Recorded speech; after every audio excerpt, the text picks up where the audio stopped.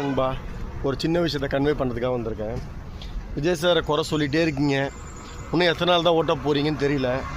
அவர் கரூர் மக்களை போய் பார்த்துட்டாருன்னா அதுக்கப்புறம் அந்த வாயை அடைச்சிட்டு அடுத்த விஷயத்துக்கு போக ஆரம்பிச்சிருக்கீங்க. நான் என்ன சொல்ல வரேன்னா, பேசுகிறத விட்டுட்டு செயலில் உங்கள் கட்சின்னு ஒன்று இருக்குல்ல, அதில் இறங்கி என்ன பண்ண முடியும் ஏது பண்ண முடியும்னு பார்த்துட்டு வேலையை பார்த்துட்டு போங்க சார். அவருக்கு எப்படி வரணும், என்ன பண்ணணும், அவங்க கட்சி ரீதியாக என்ன செய்யணும், அது அவருக்கு தெரியும் சார். தப்புன்றது எல்லார் மேலேயும் இருக்கும். ஆனால் அதை அவங்கவுங்க தப்பை பூசி அப்படியே மொழிவிடுவீங்க.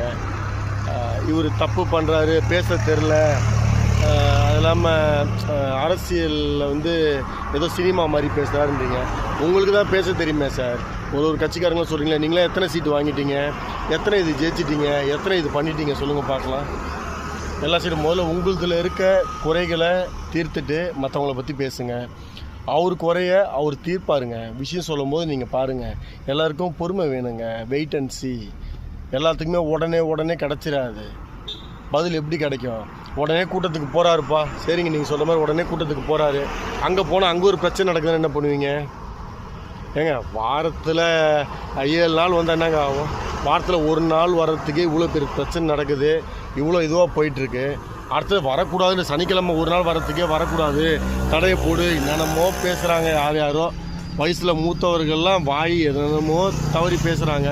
அதெல்லாம் பரவாயில்ல, என்ன பேசுகிறவங்க பேசிட்டு போட்டோம். ஆனால் அவர் அதை கண்டுக்கவே இல்லையே, கண்டுக்கவும் மாட்டாருங்க. அவர் வேலை மக்கள் பணியை செய்யலான்னு நினைக்கிறாரு. மக்கள் பணி அவர் செய்வார். அதுக்கு முடிஞ்சால் வாழ்த்துங்க. முடியலையா திட்டுறீங்களா, எவ்வளோ திட்டணுமோ திட்டிட்டு கொஞ்சம் ஒரு பாட்டில் தண்ணி எடுத்து குடிச்சிட்டு போயிட்டே இருங்க. அவ்வளோதான் உங்களால் முடியும். வேறு எதுவும் பண்ண முடியாது. அவர் வரதை நீங்கள் தடுக்க முடியாது. என்ன பண்ண முடியுமோ பண்ணுங்கள்.